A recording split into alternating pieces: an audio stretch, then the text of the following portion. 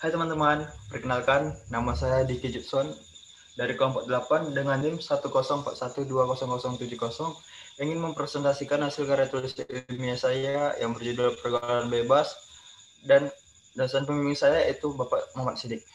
Alasan saya memilih pergaulan bebas yaitu karena banyak sekali yang saya jumpai teman-teman saya yang sudah tidak sepantasnya melakukan pergaulan tersebut.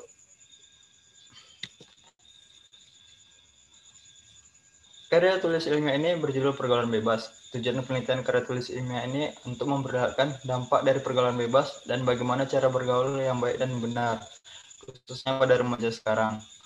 Subjek dari penelitian karya tulis ilmiah ini adalah untuk seluruh mahasiswa dari berusia 17 sampai 25 tahun. Pengumpulan data dilakukan dengan cara penyebaran angka secara online melalui media sosial kepada beberapa remaja. Beberapa kasus mulai dari mengenai perilaku seksual, pemabukan, hingga pembunuhan oleh remaja semakin meningkat. Kementerian Kesehatan pada 2009 pernah merilis perilaku seks bebas remaja dari hasil penelitian di 4 kota, yaitu ada di kota Jakarta Pusat, Medan, Bandung, dan Surabaya. Hasilnya itu sebanyak 35,9% remaja punya teman yang sudah pernah melakukan hubungan seksual sebelum menikah. Ini terjadi karena adanya pengaruh lingkungan sekitar yang sudah tidak terkontrol dan menjadi sebuah kebiasaan. Faktor lainnya terjadi karena ada hubungan keluarga yang kurang harmonis, sehingga untuk menghilangkan rasa stres, banyak remaja yang mencari kehidupan yang lebih baik di luar sana.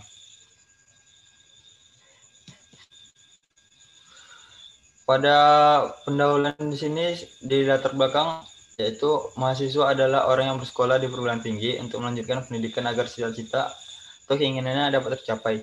Sebagai calon intelektual, sangat diharapkan bagi mahasiswa untuk dapat menjadi generasi penerus bangsa dengan berkemoralan yang tinggi dibandingkan remaja yang tidak mampu kuliah karena masalah krisis ekonomi. Persiapan yang dimiliki mahasiswa haruslah berdampak baik setelah mereka lulus dari perguruan tinggi. Dengan berlandaskan moral yang sangat baik, maka mahasiswa harus bisa menjadi contoh teladan yang baik bagi masyarakat, khususnya remaja lainnya, dan mendapatkan pekerjaan yang lebih baik. Itu saja latar belakang yang singkat dari PPT ini. Dan di sini saya memasukkan beberapa data yang saya dapat dari internet, itu bahwa terdapat suatu peristiwa seseorang mahasiswa UPN ditemukan tewas di kamar kos yang beralamat di Seturan, Depok, Sleman pada tanggal 29 April 2015. Mahasiswa asal Lampung bernama Selvina tewas saat melahirkan bayi laki-laki tanpa bantuan bidan. Polisi menduga ia sengaja melahirkan tanpa meminta pertolongan orang lain karena ia ingin menyembunyikan kehamilannya. Kini polisi sedang mencari pacar yang merupakan pelaku yang telah membuat Silvina hamil.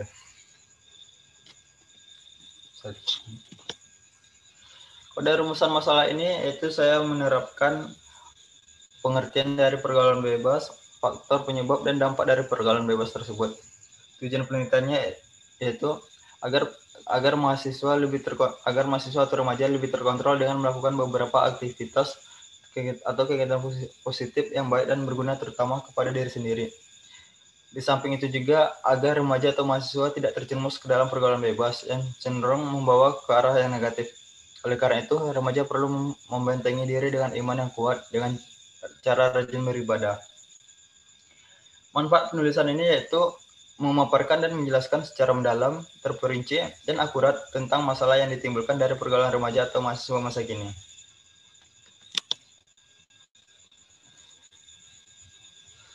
Di bab 2 pada tinjauan pustaka, yaitu saya mau menampilkan beberapa pengertian dari pergaulan bebas menurut Farali. Jika secara umum, pergaulan bebas dalam pemahaman keseharian identik dengan perilaku yang sudah menjadi kebiasaan dengan mengutamakan kesenangan sebagai tujuan yang ingin dicapai dan pada akhirnya akan berdampak buruk bagi remaja. Menurut Kartono, ilmuwan sosiologi menjelaskan bahwa pergaulan bebas merupakan gejala patologis sosial pada remaja yang disebabkan oleh satu bentuk pengabdian sosial. Akibatnya mengembangkan perilaku yang menyimpang.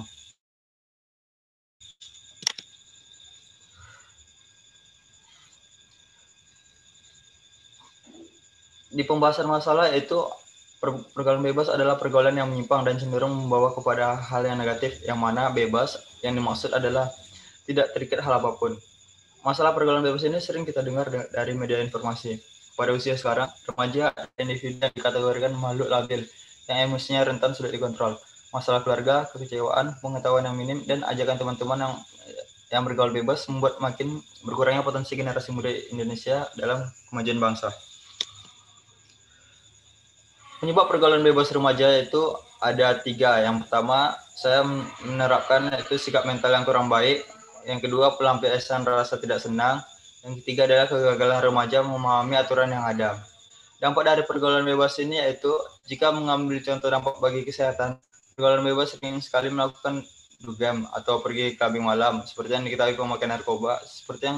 pemakaian narkoba sudah hal yang biasa dilakukan di sana. Setelah itu identik sekali dengan adanya perlakuan seks bebas yang dilakukan remaja di sana.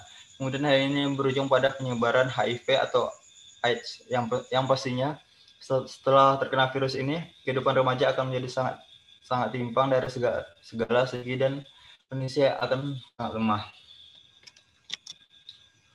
Berikut adalah hasil penelitian saya, yaitu penyebaran angket saya kepada beberapa remaja dalam menanggapi pergaulan bebas tersebut. Oke, baiklah teman-teman, kita sudah memasuki bagian penutup, yaitu kesimpulannya adalah remaja harus bisa menguasai diri dalam berrelasi dan harus terkontrol untuk memanajemen waktu yang baik agar tidak terjerumus dalam pergaulan bebas, khususnya di kalangan remaja. Oleh karena itu, agar terhindar dari pergaulan bebas, maka hal yang paling utama dilakukan adalah remaja sebanyak beribadah dengan menjalankan aturan ibadah sungguh-sungguh, sehingga iman kita semakin kuat dan kita pun tumbuh menjadi remaja yang bisa mengubah nasib bangsa menjadi lebih baik lagi.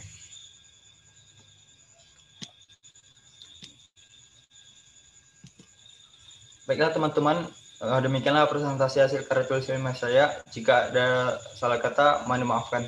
Terima kasih. Assalamualaikum warahmatullahi wabarakatuh. Perkenalkan, nama saya Nurhanisa Putri dari Program Studi Teknik Sipil. Saya di sini akan menjelaskan tentang karya tulis ilmiah saya yang berjudul Dampak Lingkungan Terhadap Kesehatan Mental. Manusia merupakan makhluk sosial yang tidak dapat hidup tanpa bantuan orang lain. Sebagai manusia sosial, manusia juga seringkali berinteraksi dengan lingkungan sekitarnya. Lingkungan memiliki pengaruh yang cukup besar terhadap pembentukan sifat dan kesehatan mental seseorang. Selain itu, lingkungan juga dapat mempengaruhi kesehatan mental seseorang. Kesehatan mental atau mental illness merupakan gangguan mental, perilaku emosional yang dapat mempersulit pekerjaan, bersosialisasi, serta melakukan aktivitas yang lain.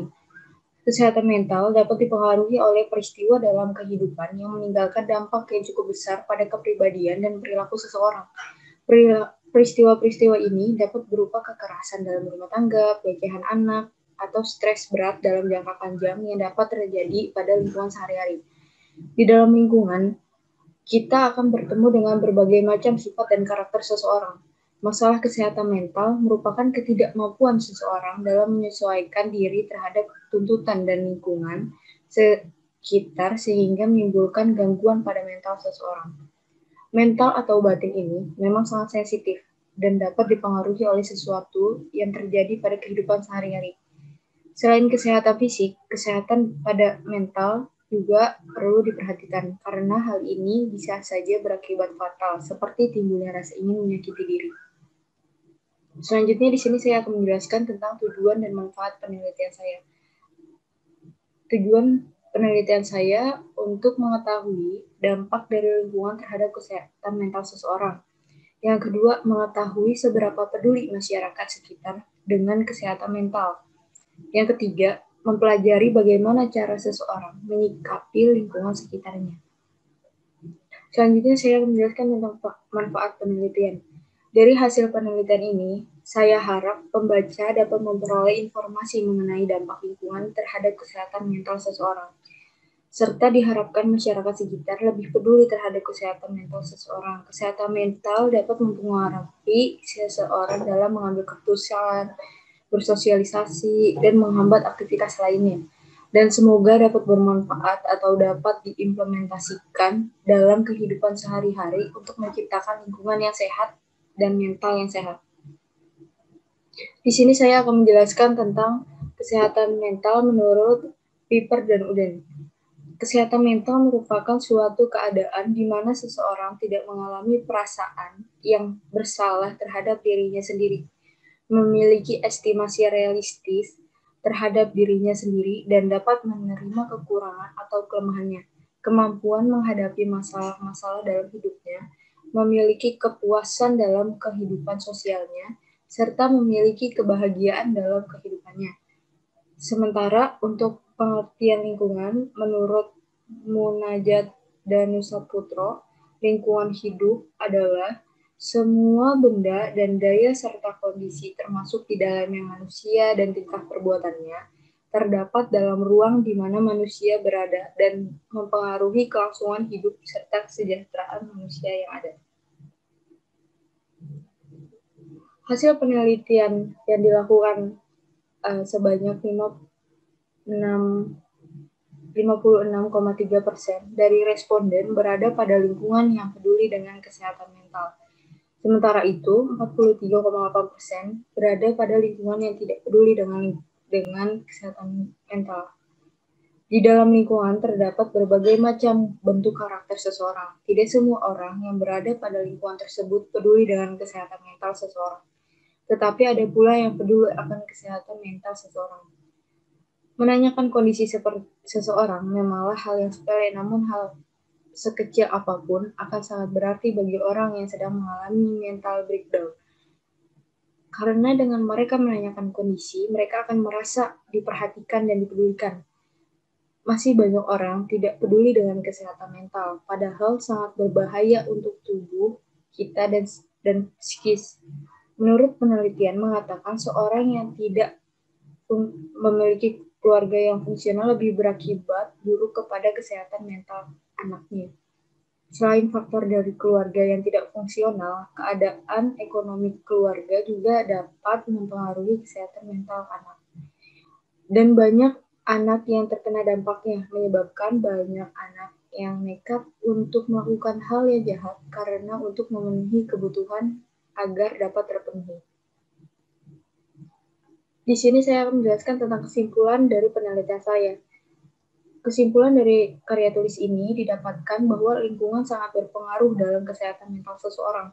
Oleh karena itu, setiap orang harus mulai menyadari betapa pentingnya menjaga kesehatan mental. Karena gangguan mental dapat dialami oleh semua orang, serta jumlah masyarakat yang mengalami gangguan mental terus bertambah setiap tahunnya.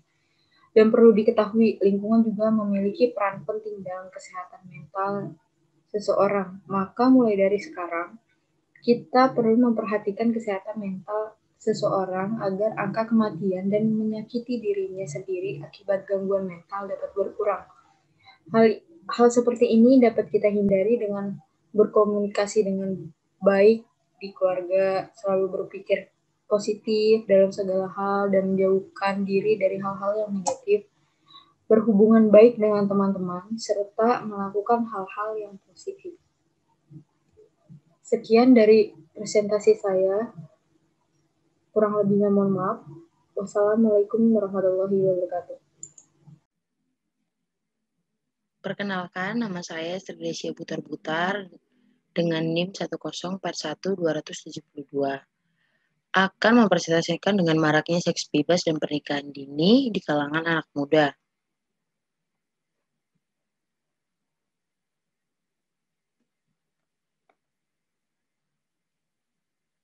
Apakah akibat dari seks bebas dan pernikahan dini di usia muda?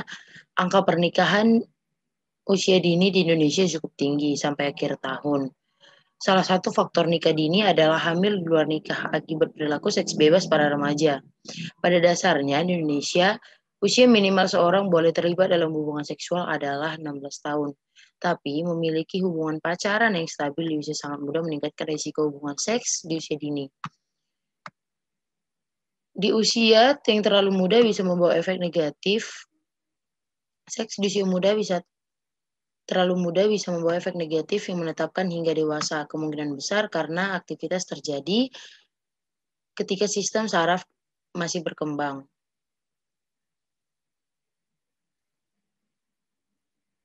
Kemungkinan besar karena aktivitas terjadi ketika sistem saraf berkembang, kekhawatiran ini tidak hanya berfokus pada aktivitas seks anak yang terlalu dini, tetapi juga bahwa anak-anak ABG ini lebih mungkin daripada orang lain untuk melibatkan dalam pola perilaku seksual berisiko yang diketahui terkait dengan sejumlah sel negatif, terutama bagi anak perempuan, mulai dari risiko terkena HIV, penyakit menular seksual atau PMS, dan dampak psikologis negatif lainnya.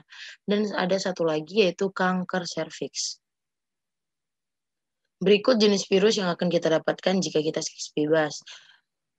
Untuk kanker serviks itu hanya untuk wanita ya.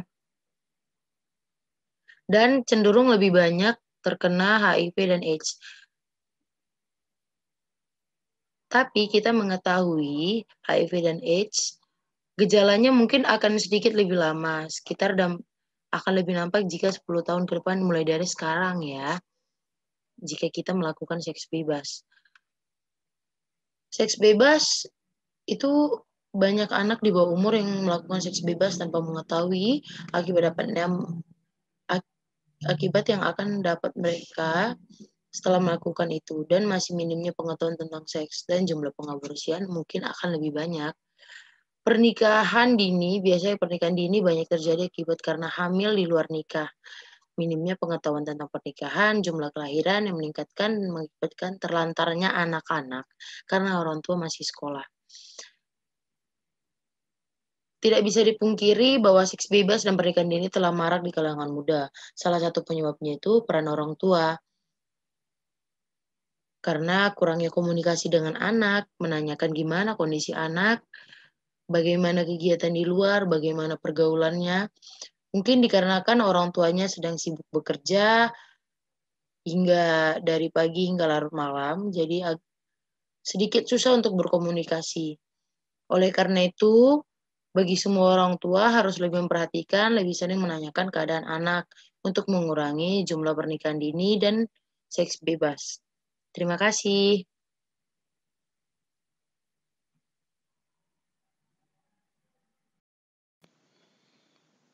Perkenalkan, nama saya Ruhut G.H. Pasaribu dengan NIM 1041200073 dari Program Studi Teknik Sipil Universitas Pertamina tahun 2020. Pada kesempatan ini saya akan mempresentasikan karya tulis ilmiah saya yang berjudul Analisis Faktor Penunjang Konstruksi Bangunan Pantai dan Lepas Pantai.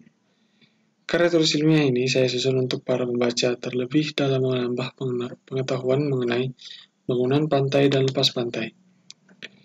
Metode penelitian yang saya gunakan yaitu metode penelitian kualitatif, di mana dengan menggunakan metode penelitian kualitatif ini, pada proses pembuatannya yaitu dengan mengumpulkan ide-ide yang mendukung penelitian ini berdasarkan proses analisa. Pada tahap pengumpulan data, meliputi tahap observasi, analisis visual, serta studi pustaka. Kemudian, hasil analisis seluruh data yang dikumpulkan dapat ditarik kesimpulan berdasarkan faktor pendukung konstruksi bangunan pantai dan lepas pantai, dilihat dari bidang sosial, budaya, dan didominasi oleh faktor ekonomi. Selanjutnya yaitu latar belakang. Adapun latar belakang yang saya dapatkan yaitu diawali dengan data yang diperoleh dari Kemenko pada tahun 2016. Indonesia adalah negara kepulauan yang memiliki lebih dari 17.504 pulau, di mana 5 diantaranya yaitu 5 pulau besar yang dihuni oleh sebagian besar penduduk masyarakat Indonesia, yaitu Pulau Sumatera, Pulau Kalimantan, Pulau Jawa, Pulau Sulawesi, serta Pulau Papua. Di Indonesia, sebagian besar kota-kotanya itu dihuni oleh masyarakat banyak yang terletak di pesisir pantai maupun dataran rendah dengan intensitas penduduk yang tinggi. Hal ini tentunya mengakibatkan laju pertumbuhan dan perkembangan ekonomi sangatlah pesat yang akan menimbulkan peningkatan kebutuhan lahan pantai serta kelengkapan sarana dan prasarana yang kemungkinan besar akan mengakibatkan timbulnya berbagai masalah, baik dari segi pendidikan, sosial, politik, dan terutama ekonomi setiap daerah. Pembangunan sarana dan prasarana tersebut ini akan mengakibatkan dampak yang besar terhadap masalah yang ada di tengah masyarakat penduduk pantai. Beberapa masalah tersebut mencakup erosi pantai, tanah akibat endapan pantai, pemblokan dan pendangkalan muara sungai, dan penurunan tanah dan intrusi air asin akibat pemompaan air tanah yang berlebih. Karena permasalahan yang timbul tersebut, maka timbul berbagai gagasan yang dapat diterapkan untuk melindungi kawasan pantai, seperti pertama yaitu melindungi kawasan pantai dari gelombang. Kedua, melakukan pemindahan atau penambahan material sedimentasi pasir ke dalam daerah yang terkena erosi. Ketiga, melakukan perbaikan ekosistem bawah laut, sekaligus kontrol hidrodinamika air yang menyebabkan erosi. Selanjutnya itu mengenai deskripsi singkat. Penggunaan bangunan pantai dan lepas pantai merupakan faktor pendukung keberhasilan pengembangan kawasan pantai. Hal ini tentunya didukung oleh ketersediaan material ataupun di dekat lokasi pekerjaan, kondisi pantai dan dasar laut, kedalaman air, serta akses penghubung menuju objek pengembangan. Penelitian mengenai tanah dan kondisi pasir pantai menjadi sasaran utama pembangunan sebagai lokasi pembangunan, sehingga stabilitas pembangunan dapat terjamin. Pada pembahasan yang ini yaitu membahas mengenai pantai, mengenai definisi daratan, definisi lautan. Dengan adanya pembagian antara daratan dan lautan ini ada diindikasikan yang mendukung untuk dibangunnya berbagai jenis sarana dan prasarana, baik di pantai maupun di lepas pantai. Mengapa demikian? Karena sumber kekayaan alam terbesar ada pada kawasan pantai itu sendiri. Dan dari sini nanti, suatu wilayah dituntut untuk dapat memanfaatkan segala isinya untuk dikelola dengan baik dan benar. Poin-poin pendukung karya ilmiah. Yang pertama yaitu pengertian dasar dari bangunan pantai dan bangunan lepas pantai. Yang kedua yaitu dasar perencanaan, meliputi angin, pertimbangan gelombang, sedimentasi pantai, serta studi mekanika tanah. Yang ketiga yaitu bangunan pelindung pantai. Pada proses konstruksi bangunan pantai maupun bangunan lepas pantai, tentunya kita membutuhkan salah satu ataupun beberapa bangunan yang fungsinya untuk melindungi kawasan pantai tersebut. Di antaranya yaitu dinding pantai, breakwater, serta groin. Yang keempat yaitu dampak dari pembangunan terhadap kehidupan masyarakat. Tentunya peran teknik sipil sangat penting pada pembangunan ini, di mana pembangunan tersebut akan berpengaruh besar terhadap kehidupan masyarakat, terlebih pada kegiatan ekonomi yang akan diberlangsungkan dengan dukungan dari sarana dan prasarana yang akan dibangun nanti. Bagian penutup yang pertama yaitu kesimpulan. Konstruksi bangunan pantai dan lepas pantai ini erat pengaruhnya dengan masyarakat sekitar, dikarenakan pusat pengembangan ekonomi masyarakat sebagian besar bersumber dari pantai, sehingga dibutuhkan fasilitas yang memadai terhadap perekonomian masyarakat pantai. Pada sektor pengembangan pantai ini tentunya dibutuhkan peran pemerintah, para investor, dan utamanya adalah masyarakat setempat. Setiap perubahan yang dilakukan tentunya ada saat di mana sesuatu hal yang tidak diharapkan akan terjadi, seperti perubahan pola arus yang belum teridentifikasi, yang nantinya diperoleh oleh pasang surut air laut, kedalaman laut, dan sedimentasi, adanya perluasan lahan sebagai sektor pengembangan usaha, dan tidak menutup kemungkinan akan adanya wilayah kumuh, serta pertimbangan besar akibat gangguan alam. Saran yang didapatkan yaitu dengan menjadikan kawasan pantai menjadi badan utama pertumbuhan industri, maka harus didorong oleh pembangunan infrastruktur yang memadai, serta berdaya saing tinggi terhadap kemajuan stabilitas ekonomi dan sosial budaya. Apa itu ekonomi pembangunan?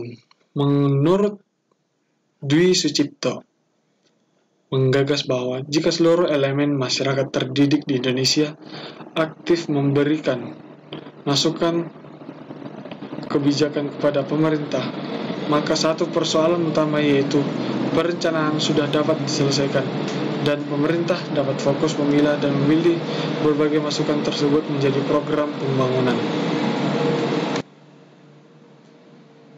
Demikianlah presentasi karya tulis ilmiah dari saya. Mohon maaf apabila ada tutur kata yang salah. Sekian dan terima kasih.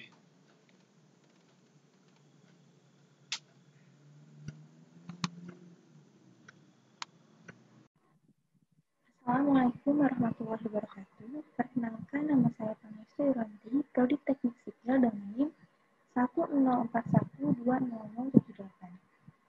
Saya akan mempresentasikan karya tulis saya yang berjudul Kepadatan Penduduk di Indonesia. Kepadatan penduduk di Indonesia mengalami pertumbuhan yang sangat tinggi setiap tahunnya. Kementerian Dalam Negeri melalui Direktorat Jenderal Kependudukan dan Catatan Sipil merilis data penduduk Indonesia pada tahun 2020. Berdasarkan data tersebut, total penduduk di Indonesia per 30 Juni 2020 sebanyak 268.583.016 jiwa. Jumlah penduduk yang besar dapat menjadi potensi untuk usaha pembangunan, tetapi bisa menjadi sebuah bencana. Seperti yang disampaikan oleh Presiden Soeharto pada tanggal 4 Maret 1978 di Jakarta.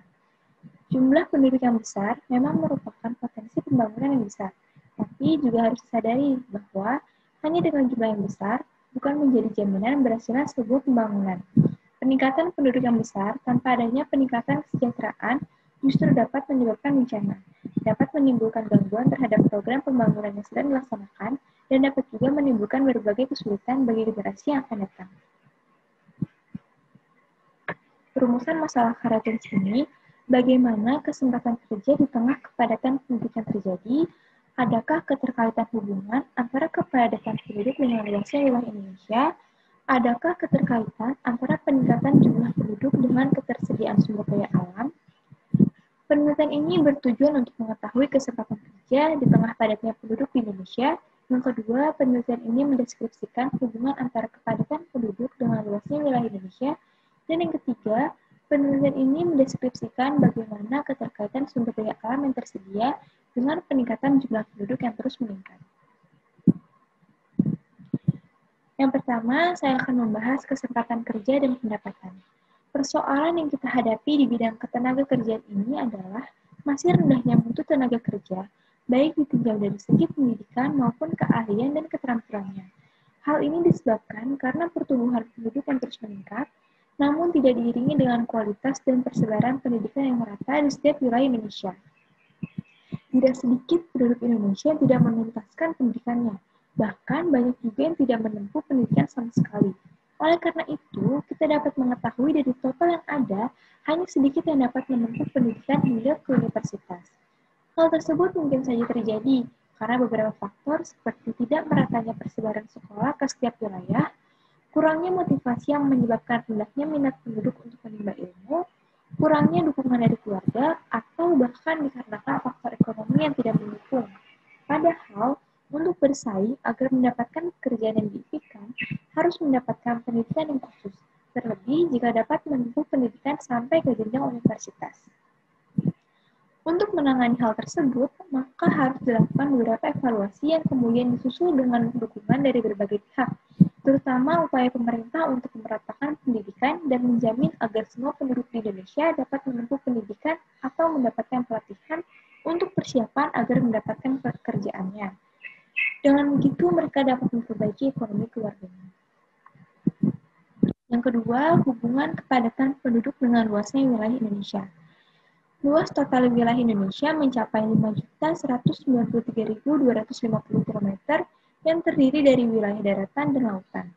Dengan jumlah total populasi sekitar 260 juta penduduk, menjadikan Indonesia sebagai negara berpenduduk terpadat nomor 4 di dunia. Luasnya wilayah Indonesia juga diiringi dengan banyaknya suku yang ada. Dengan adanya keberagaman suku dan agama dapat menyebabkan faktor disintegrasi yang lebih besar dibandingkan integrasi. Hal ini akan menyebabkan sulitnya mewujudkan satu kesatuan dan berpotensi menyebabkan sebuah perpecahan. Walaupun Indonesia memiliki komposisi penduduk yang sangat beragam, kita harus selalu menanamkan konsep Bhinneka Tunggal Ika dalam diri agar terciptanya suatu kesatuan. Dan yang terakhir, hubungan kepadatan penduduk dengan sumber daya alam. Jumlah penduduk yang semakin meningkat mengakibatkan kebutuhan semakin besar, misalnya kebutuhan makanan, pakaian, tempat tinggal, serta kendaraan. Kepadatan penduduk juga dapat menyebabkan overshoot, yaitu keadaan di mana ada terlalu banyak orang mengkonsumsi terlalu banyak makanan, air, udara untuk bernapas, dan lain-lain. Overshoot terjadi ketika populasi manusia di suatu wilayah melebihi daya dukung wilayah itu. yang dapat merusak lingkungan lebih cepat daripada dorongan demografis dan mungkin ekologi. Oleh karena itu, harus terjadi keberimbangan antara sumber daya alam dan peningkatan jumlah penduduk yang terus terjadi, agar dapat memenuhi kebutuhan makhluk hidup dan mencegah kebencanaan alam yang mungkin terjadi.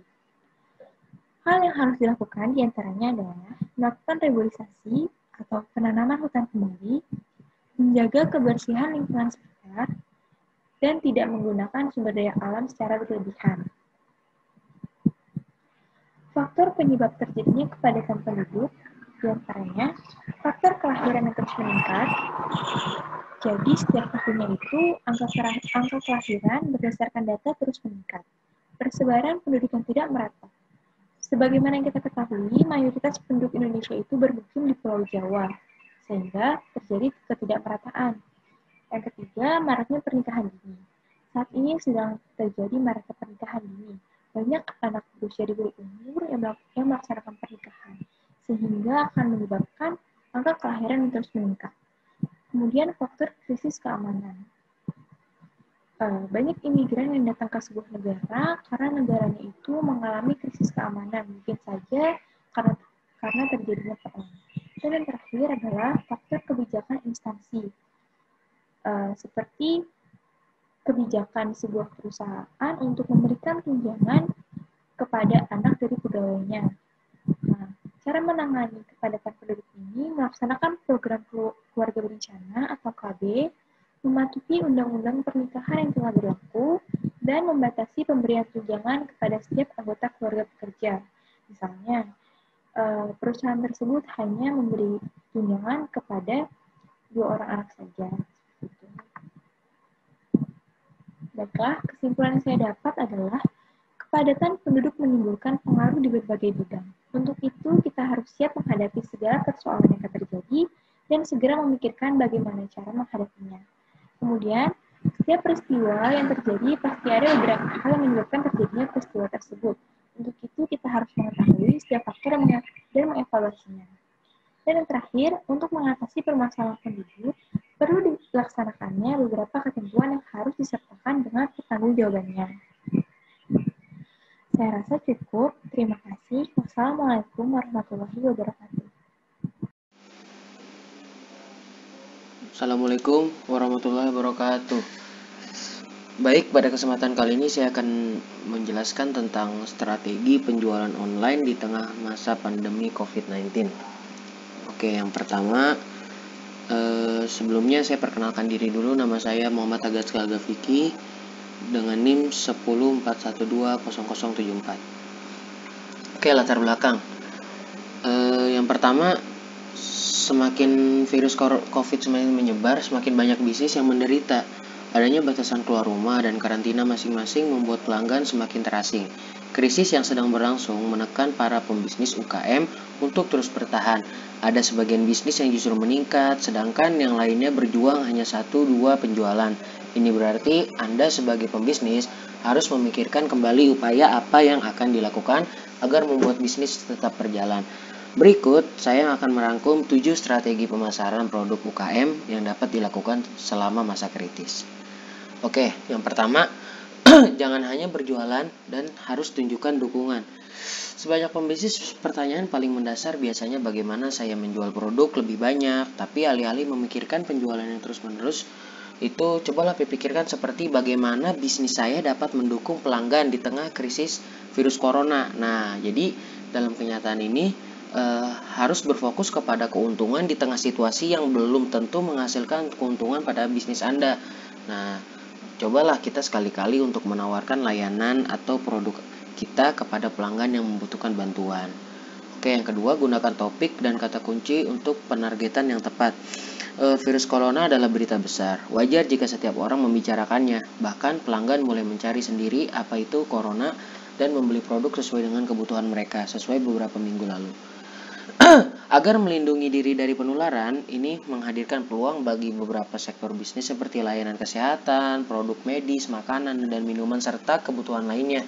Dengan menggunakan alat-alat yang tepat, Anda dapat menganalisis data online untuk mengidentifikasi siapa yang membaca konten tentang virus corona tersebut. Oke, yang ketiga, tingkatkan aplikasi dan konten online. Jika bisnis Anda memiliki aplikasi, Anda dapat memaksimalkan fitur dari beberapa aplikasi Anda. Fitur yang dimaksimalkan dapat berupa jenis fitur lama atau fitur baru yang sesuai dengan kebutuhan pelanggan. Anda juga bisa memasukkan konten yang telah dibuat untuk mencari topik dan kata kunci sebelumnya di dalam aplikasi. Tapi konten yang Anda buat itu harus tetap relevan, seperti ketika Anda berjalan bisnis kesehatan atau kebugaran, Anda dapat membuat fitur khusus pelaporan gejala COVID-19, atau Anda dapat membuat konten tentang olahraga sederhana yang dapat membuat sehat dalam membantu pelanggan mengaruhi virus corona.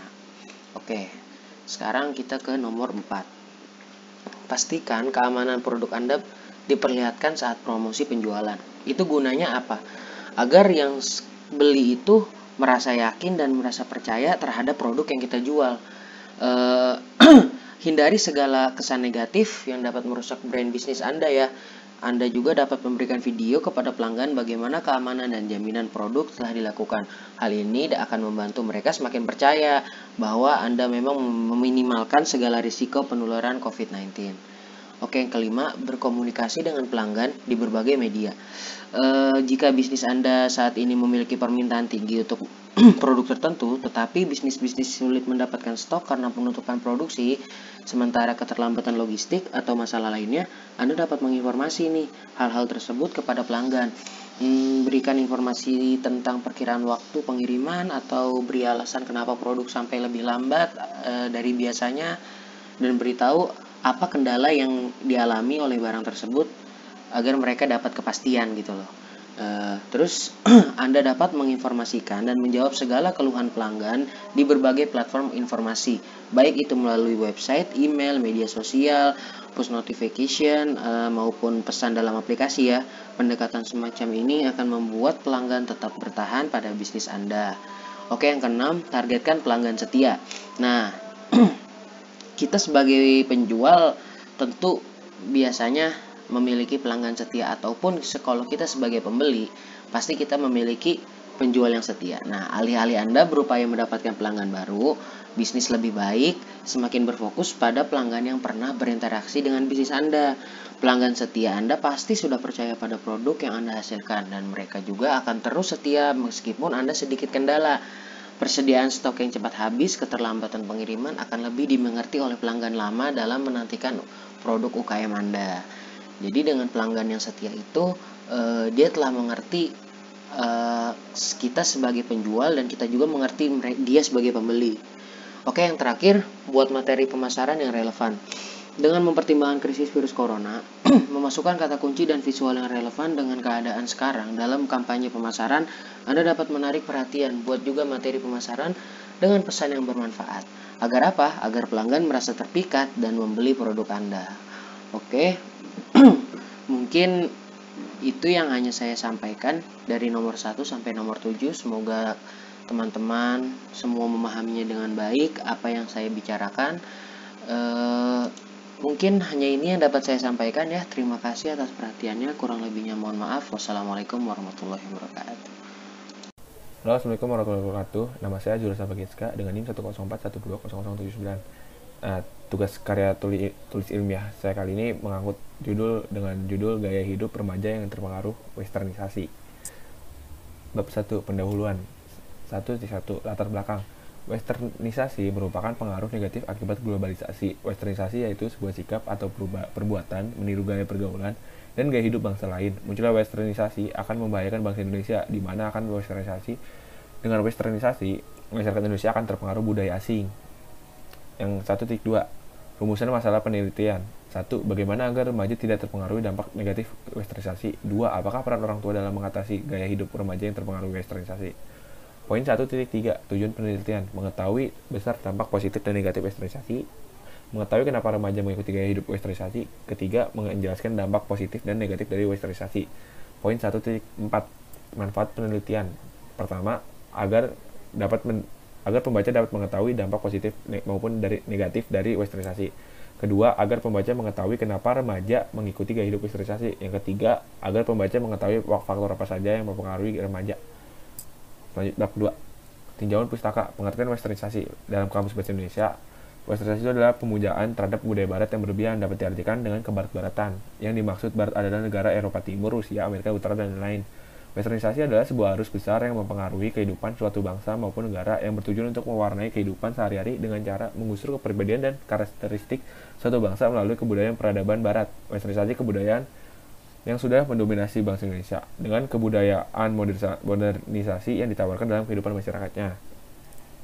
Menurut Soejono Suyokarto, westernisasi adalah proses kehidupan yang mengedepankan pada industrialisasi dan sistem ekonomi kapitalis, sehingga kehidupan di dalamnya dapat meniru atau sama persis dengan kehidupan masyarakat yang ada di dunia barat. Negara-negara barat memang lebih maju, tetapi tidak semuanya harus diserap dan diterapkan di Indonesia. Hal itu bukan berarti semua unsur budaya barat buruk ditolak untuk berkembang di Indonesia, tetapi harus disesuaikan dengan nilai-nilai bangsa Indonesia.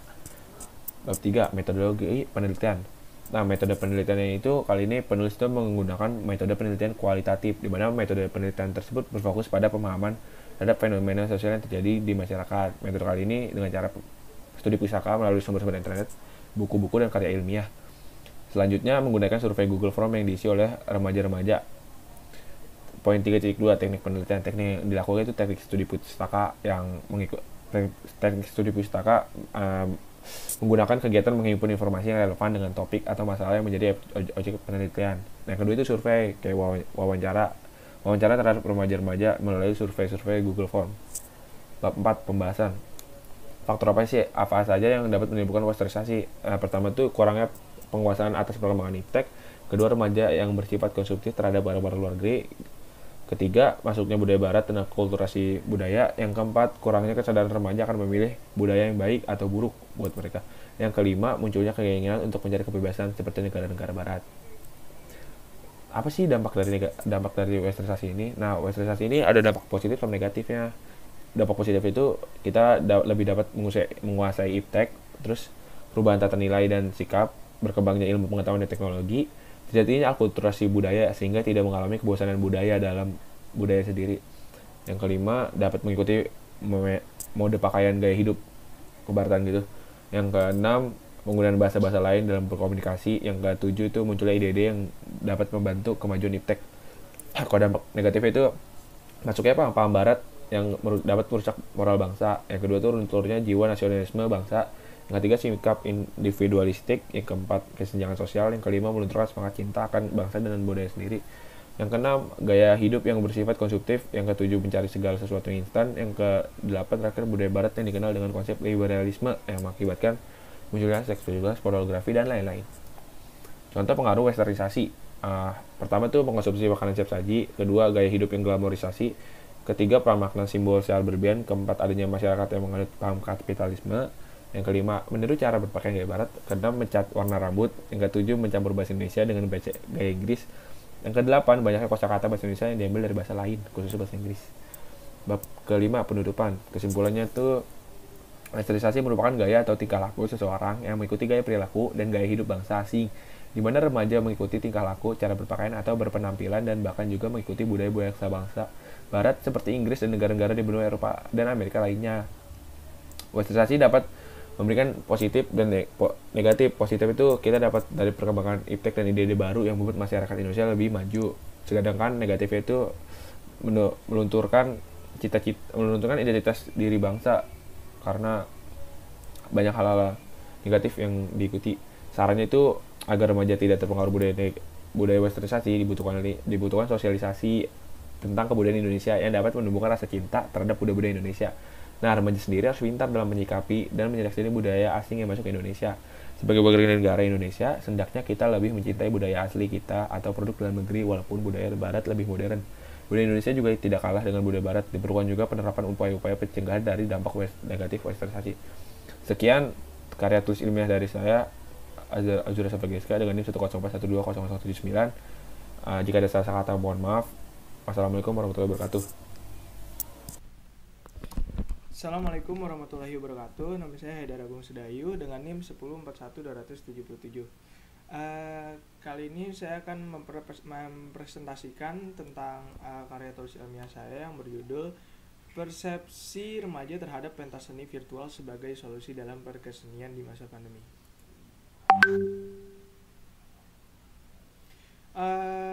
latar belakang dari penelitian ini adalah karena adanya pandemi dan dilakukannya PSBB atau pembatasan sosial berskala besar, maka pentas seni mustahil dilakukan. Oleh karena itu, pentas seni yang awalnya diadakan secara luring berubah atau beradaptasi menjadi pentas seni virtual. Dan pentas seni virtual ini tentu memiliki hal-hal yang mengandung pro dan kontra dari para remaja atau khususnya pecinta seni. Nah, pensi virtual ini diadakan di masa pandemi yang mana memiliki beberapa faktor. Nah, oleh karena itu, itulah yang menjadi latar belakang dari penelitian saya kali ini. Pada latar belakang ini saya juga menjelaskan tentang asal mula pentas seni, lalu kemudian karena pentas seni diisi dengan seni musik, biasanya diisi dengan seni musik, maka saya juga menjelaskan tentang beberapa tentang musik, dan lalu saya menjelaskan tentang sejarah awal mulanya pentas seni. Berdasarkan latar belakang dan faktor-faktor yang sudah saya sebutkan di sebelumnya, rumusan masalah yang dapat dibentuk adalah bagaimana sudut pandang remaja terhadap pentas seni yang diadakan secara virtual. Selanjutnya, tujuan penelitian. Tujuan penelitian saya yang pertama adalah dapat mengidentifikasi kekurangan dan kelebihan pentas seni virtual. Yang kedua, dapat menentukan perbedaan pentas seni biasa dan virtual berdasarkan cara pelaksanaannya, peserta atau penonton, dan secara keseluruhan. Ruang lingkup pada penelitian saya ini meliputi pecinta seni yang gemar mengikuti pentas seni baik secara luring maupun secara daring. Nah, manfaat penelitian. Yang pertama, mewujudkan persepsi remaja tentang pentas seni yang diadakan secara virtual secara mendalam melalui tulisan, dapat mengetahui aspek-aspek penting yang dapat meningkatkan kualitas pentas seni virtual. Nah, pada landasan teori saya menjelaskan tentang pengertian seni dan pengertian seni pertunjukan serta apa itu seni musik. Pada pengertian seni, saya menjelaskan tentang pengertian seni dari Kamus Besar Bahasa Indonesia dan juga pengertian seni menurut para ahli. Setelah itu, pengertian seni pertunjukan. Seni pertunjukan, saya menjelaskan seni pertunjukan dan juga seni musik. Nah, seni musik ini saya jelaskan karena pentas seni itu biasanya diisi dengan seni musik. Landasan teori seni musik ini saya juga mengambil dari menurut para ahli, yang salah satunya adalah Aristoteles. Selanjutnya adalah proses pengambilan data. Proses pengambilan data yang pertama, saya melakukan penelitian ini dari bulan November 2020 hingga Desember 2020. Selanjutnya, metode penelitian yang saya gunakan atau pada penelitian ini adalah metode kualitatif. Yang ketiga, subjek penelitian saya itu berupa remaja berumur 16 hingga 20 tahun yang sudah berpartisipasi dalam pensi lebih dari 3 kali, baik pensi daring maupun pensi luring. Yang keempat itu adalah sumber penelitian. Sumber penelitian saya itu saya melakukannya dengan wawancara. Wawancara ini saya lakukan dengan dua tipe yang berbeda, yaitu daring dan luring. Pada daring saya melakukan wawancara lewat kuesioner, sedangkan pada tatap muka secara langsung saya bertatap muka secara langsung dengan responden dan tentu menerapkan protokol kesehatan yang berlaku. Selain dari wawancara, saya juga mendapatkan informasi yang terkait dengan penelitian saya, didapat dari literasi dan juga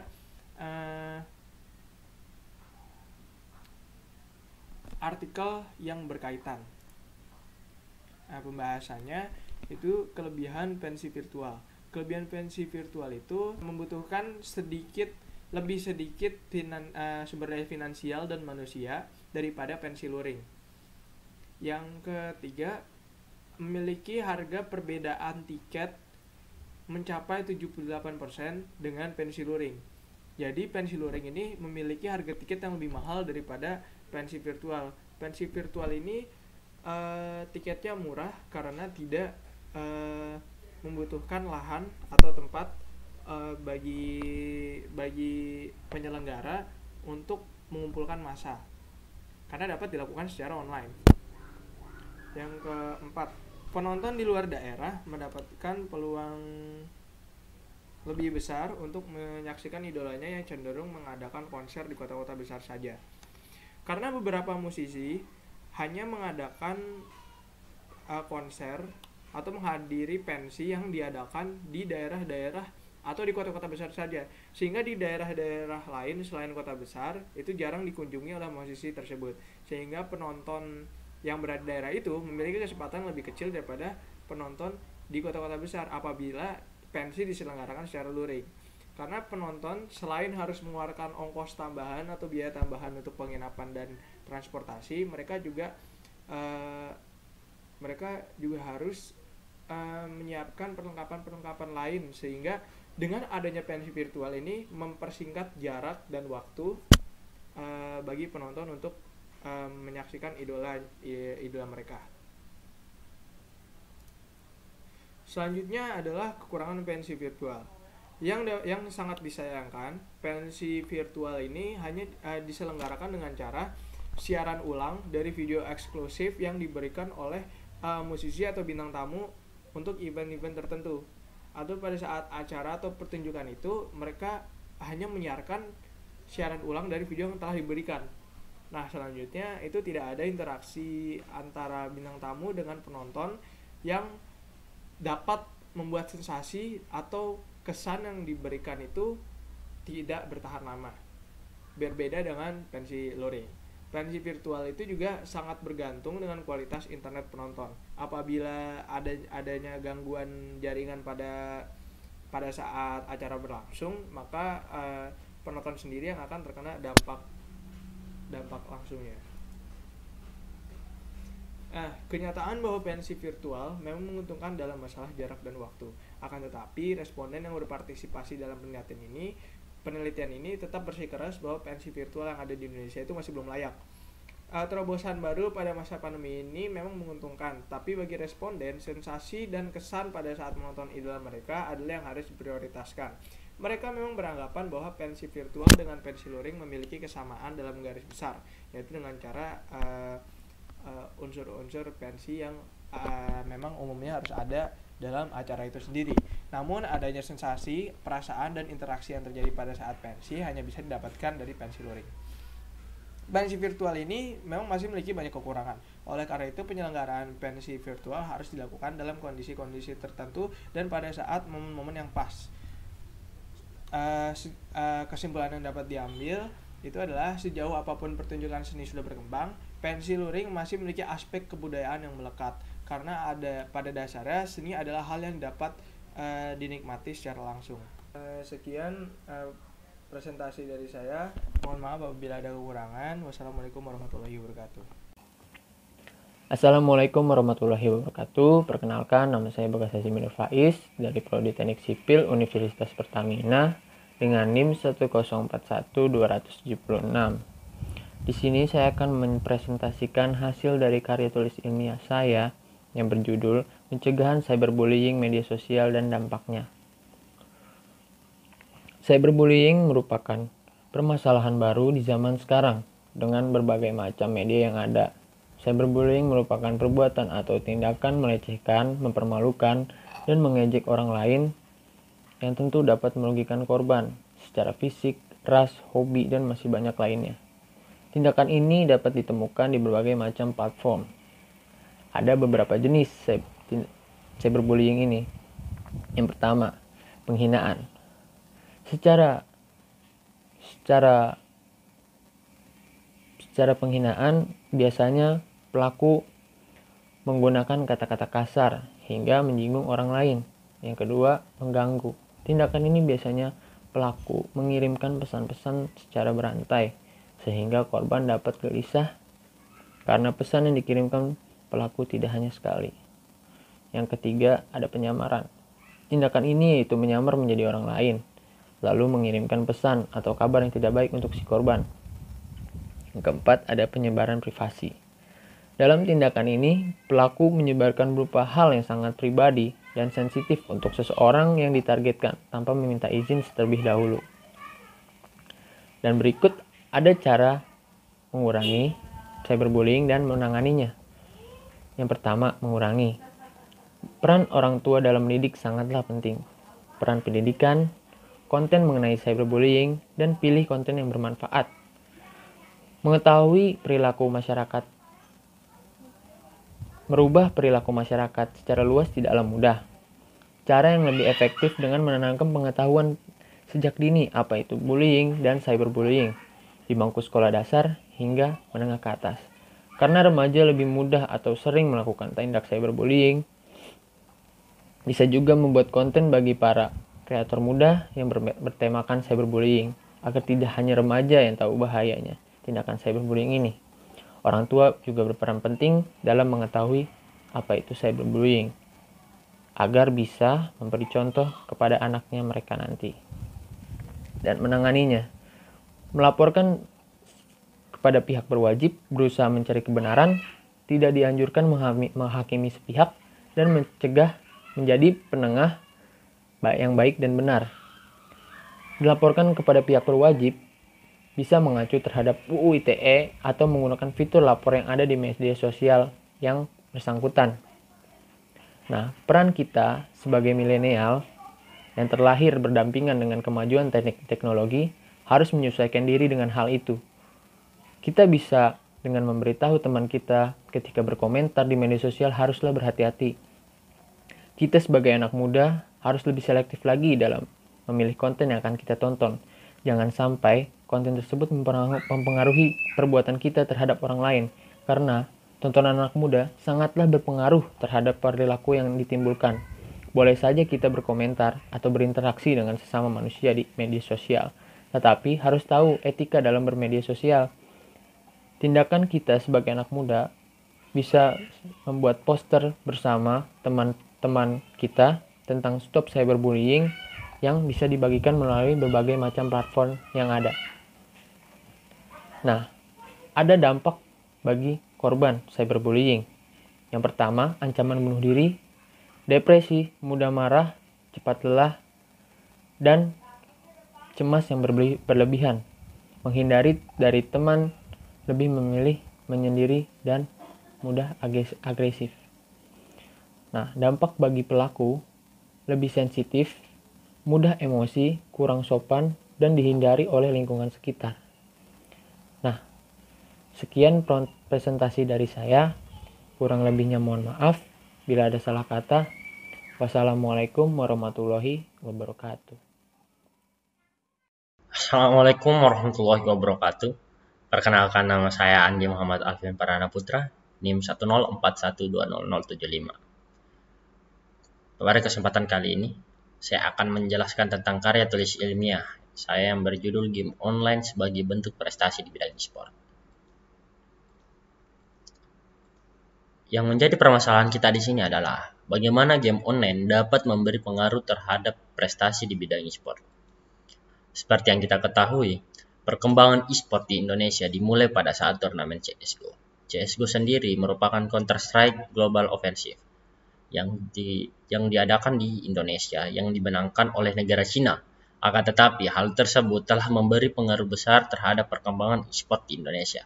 Berlanjut pada perusahaan Garena yang mengadakan PBNC, Point Blank National Championship, yang menjadi kompetisi tahunan di Indonesia dengan total hadiah miliaran rupiah. Kemudian di industri e-sport sendiri, cukup banyak e-sport organizer atau event organizer yang selalu menghadirkan turnamen-turnamen dengan hadiah besar dan tentu saja sebagai macam game juga dipertandingkan. Nah, mari kita mengenal jenis game yang ada pada bidang e-sport. Yang pertama adalah MOBA, yang kedua adalah Battle Royale, dan yang ketiga adalah FPS. Nah, MOBA merupakan multiplayer online battle arena. MOBA merupakan game multiplayer online yang bertema pertarungan di arena. Nah, contohnya seperti Mobile Legends, Dota 2, League of Legends, dan masih banyak. Nah, yang kedua adalah Battle Royale. Battle Royale merupakan game yang memadukan antara elemen bertahan hidup dan eksplorasi dari permainan kesintasan dengan gameplay orang terakhir yang bertahan. Nah, contohnya seperti PUBG dan Fortnite. Dan yang ketiga adalah FPS. FPS merupakan singkatan dari First Person Shooter. Game yang berpusat pada senjata dan pertarungan berbasis senjata dalam perspektif orang pertama. Nah, contohnya seperti CSGO, Valorant, Point Blank, dan masih banyak. Kemudian mari kita mengenal game online dan e-sport. Game online merupakan game yang dapat membuat kita terhubung dengan pemain lainnya yang memainkan permainan yang sama. Nah, selanjutnya adalah e-sport. E-sport berasal dari kata elektronik dan sport. E-sport merupakan suatu kegiatan adu ketangkasan antar individu atau kelompok yang tidak terbatas hanya pada kegiatan fisik dan dilakukan dengan menggunakan alat yang menjalankan fungsinya secara elektrik. Nah, e-sport sebagai profesi. Apakah e-sport itu wajar sebagai profesi? Menurut data yang saya dapatkan dari berbagai macam website yang ada di internet, dan saya juga telah melakukan survei kepada teman-teman saya dapat menarik kesimpulan bahwa e-sport tidak dapat dipungkiri lagi menjadi salah satu bentuk pekerjaan di masa kini. Banyak anak-anak dan remaja yang menjadikan game sebagai profesi karena hal tersebut sangat menjanjikan. Nah, selain bergabung dengan tim e-sport atau melakukan kontrak dengan tim e-sport, para gamers banyak yang mencari uang melalui platform YouTube, Nimo TV, Twitch, dan masih banyak lagi. Dengan melakukan live streaming sembari berinteraksi dengan para subscribernya atau viewernya. Nah, sebagai salah satu bentuk contoh, yaitu salah satu tokoh yang kita kenal, Tobias Justin, atau biasa disebut Just No Limit, merupakan salah satu YouTuber gaming yang dulunya pernah bergabung di tim e-sport, yaitu EVOS Esport. Justin sendiri berhenti dari scene e-sport dan melanjutkan karirnya sebagai YouTuber gaming dengan penghasilan ratusan juta tiap harinya. Nah, peran pemerintah. Apakah di e-sport ada peran pemerintah? Tentu saja ada. Peran pemerintah adalah pemerintah Indonesia yang telah menyediakan wadah bagi atlet e-sport. Industri e-sport semakin terkenal karena industri ini bisa digunakan untuk sarana promosi. Oleh karena itu tentu saja sangat bagus untuk meningkatkan pendapatan mereka. Investornya akan bertambah dan ekosistemnya juga akan semakin tumbuh, dan dengan begitu masyarakat akan semakin sering mendapatkan informasi seputar e-sport. Dan cukup sekian yang dapat saya sampaikan. Semoga yang dapat saya sampaikan tadi dapat bermanfaat untuk kita tentang e-sport sebagai bentuk pekerjaan kita. Dan terima kasih. Saya Alvin, izin pamit. Assalamualaikum warahmatullahi wabarakatuh.